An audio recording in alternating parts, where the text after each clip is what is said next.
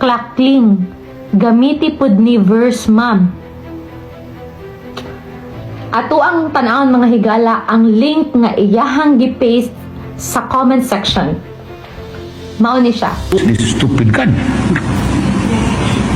Stupido talaga itong putang akong ganun. Sir, while the Bible emphasizes the importance of character and attitude, it also cautions against judging others solely on appearances or superficial behaviors. According sa Matthew 7, verse 1 to 5, sir, ingon siya dito, "Do not judge, or you too will be judged. For in the same way you judge others, you will be judged. And with the measure you use, it will be measured to you. Why do you look at the speck of sawdust in your brother's eye, and pay no attention to the plank in your own eye?" Kung sa Bisaya pa, sir, ayaw kamo pagpanghukom sa uban, aron dili kamo paghukman. Kay ang hukom nga inyong ipakanaog, mauusab ang igahukom kaninyo, ug ang takos nga inyong ipanghatag, mauusab ang takos nga inyong pagadawaton. Nganong tan-awon mo man ang puling nga anaa sa mata sa imong igsuon? Ug wala hinuon nimo tagda ang truso nga anaa sa kaugalingon mong mata. Ug unsaon man nimo pagpakaingon sa imong igsuon, ang di kuhiton ko kanang puling gikan sa imong mata nga anaa may truso diha sa kaugalingon mong mata. Ingon ang verse 5, maut, kuhaa una ang truso gikan sa kaugalingon mong mata, ug unya makakita ka na pag-ayo sa pagkuhit sa puling gikan sa mata sa imong igsuon. According sa James 4 verse 12, sir, there is only one lawgiver and judge, he who is able to save and to destroy. But who are you to judge your neighbor? Ang kani nga verse, sir, nag-highlight ni siya nga ang Ginoo alone has the authority to judge, save, and destroy, and that humans should not presume to judge their fellow humans. Buot ipasabot sa Bisaya, sir, usara ang magbabalaod ug maghuhukom. Siya nga arang makaluwas ug makalaglag. Apan ikaw, si kinsa ka man nga magahukom sa imong silingan. Ang tambag diya, sir, focus on self. Kana nga verse, sir, nag-encourage na siya nga mo-focus ka sa imong personal accountability and self-reflection rather than judging others, no? So, ang James 4 verse 12, sir, nag-follow na siya sa discussion about pride, garbo, o arrogance, no? Suggesting that the desire to judge others stems from a lack of humility, lack of dili mapahiubsanon, and a misunderstanding of God's role. Sir, sa Romans 2 verse 6, nag-ingon dito nga magabayad sa tagsa-tagsa sumala sa iyang mga buhat. Iyahay tagkaluwasan, sir. In religious context, calling God stupid is considered blasphemy, which is an act of disrespect or irreverence towards God.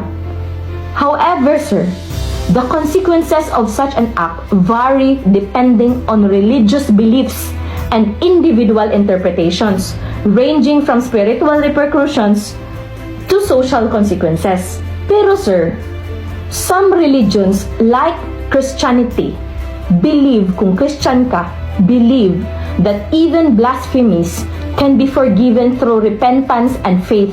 Ang pangutana diha, sir, og kinsa nang Ginooha ang iyang giingon? Sure ba ka nga ang iyang Ginoo ug ang imong Ginoo pareha? Daghan man ang Ginoo, sir. Na may Ginoo sa buwangan. Napoy Ginoo sa drug lord. Ako Ginoo pud ko. Ikaw Ginoo pud ka. Wala man siya ka-specific, sir. Wala niya gi-address kung kinsa nang Ginooha. Pero sir, og niingon siya nga, stupid ning Ginoo nga nagbuhat sa langit ug sa yuta sa tuburan sa kinabuhi. Kana mao na ang tinuod nga creator. Pero kung kinsa nang Ginooha ang iyang giingnan stupid, ambot og kinsa na. Pero sir, ug iyahang giklaro, gispecific niya ang role ana nga Ginoo, niingon siya nga Ginoo nga nagbuhat sa langit ug sa yuta, sa kadagatan ug sa tuburan sa kinabuhi.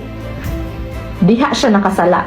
Sa 1 Corinthians chapter 2 verse 11 sir, ingon siya, for who knows a person's thoughts except the spirit of that person which is within them. So also no one knows that the thoughts of God except the Spirit of God.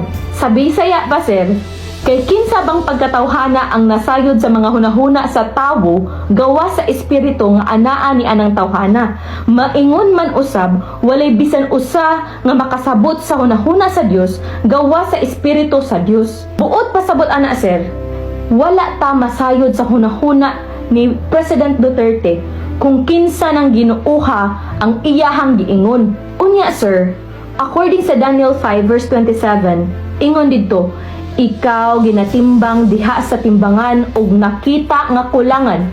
So meaning sir, nagkakulang si President Duterte ana. Unya sir, according sa Ecclesiastes chapter 12 verse 14, kay pagadadon sa Dios ang tasatag sa kabuhat ngadto sa paghukom. Uban ang tasatag sa katinago nga butang, bisan ang maayo kun bisan ang daotan. Mauna sir, nga iyahay ta og kaluwasan.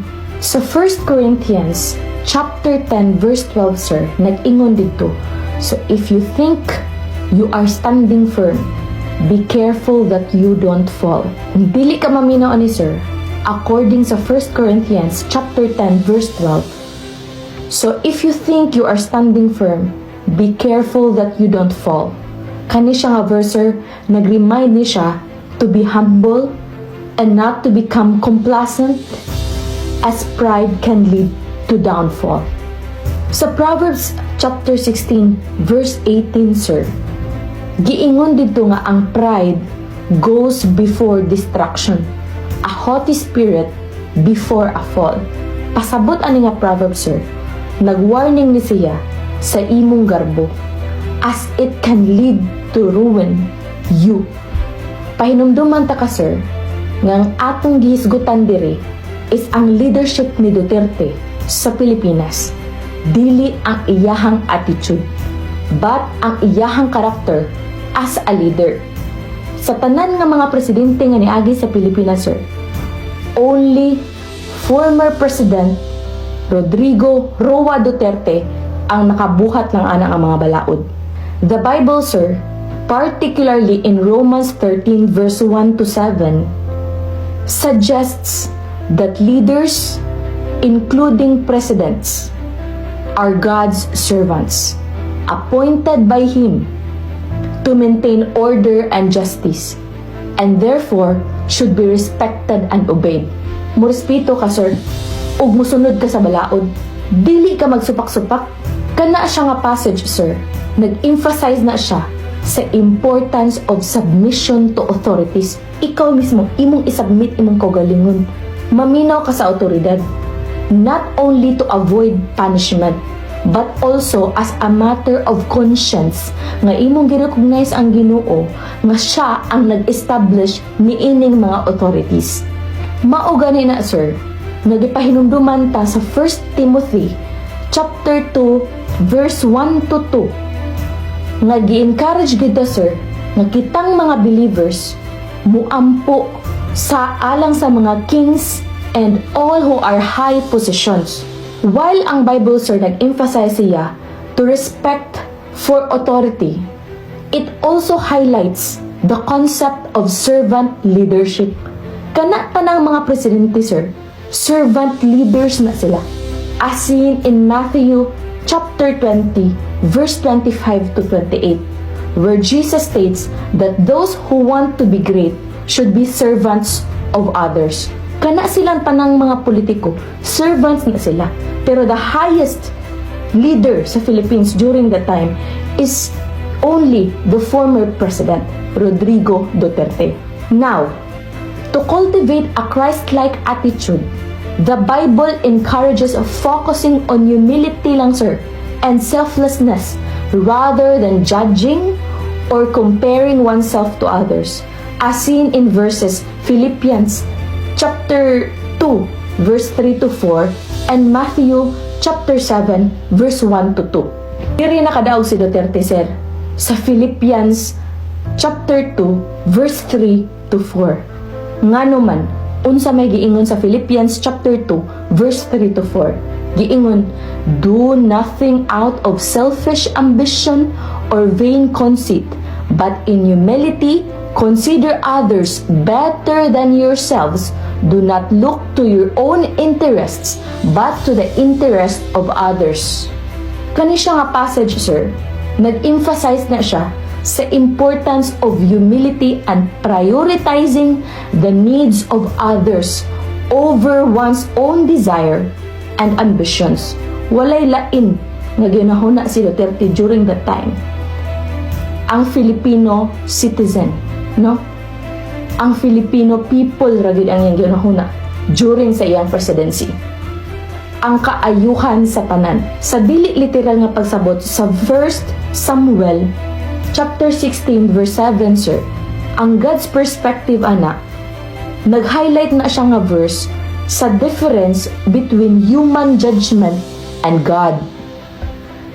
Pero ang problema lang yun, sir, people focus on what is visible, no? Labi na yun sa attitude sa tao. Tan-awon ang karakter, tan-awon ang physical. But God, sir, sees the heart and character of a person. So mao to, sir, no? Hinaot nga nakasabot ka sa akong explanation nga dili ta mo tan-aw sa attitude sa tao, no? Dili ta mo tan-aw sa character sa tao sa iyang gipakita ninyo outside physically sa iyang pagpanabi. Pero, sir, ang command, ang authority nga gihatag sa Ginoo sa iyaha, sir, iyahang nabuhat. Wala siya naghuna-huna sa iyang kaugalingon, kundi ni serbisyo siya sa katawhan. And daog siya diyang dapita. Gibuhat lang to ni Tatay Digong para sa kaayuhan sa tanan. Dili para si ang kagalingon. Okay? Dili perfect si Tatay Digong, sir. According sa Romans 3:23, ang tanan nakasala ug nakabsan sa himaya sa Dios. And you as well. So ayaw i-judge siya, sir. Ayaw itudlo siyang makasasala. Kay kung nagtudlo ka sa iyaha, tulo ka buok ang nibalik sa imuha. Pangutan ay imong kagalingon ug perfect ba ka? Ug kung dili mo makasabot ani, kamong mga human rights sa Isaiah 42 verse 20 nag-ingon, ikaw makakita sa daghang mga butang, apan ikaw wala magpaniid. Ang iyang mga igdulungog binuksan, apan siya dili makadungog. Dili mo makadungog. Kay dili man ninyo sabton. So sa kani nga karakter ni President Duterte, sir, wala ni siya kalabutan ang iyahang pagpamalikas, ang iyahang pag-ingon nga stupid ang Ginoo, kabahin sa human rights. Kuha nimo.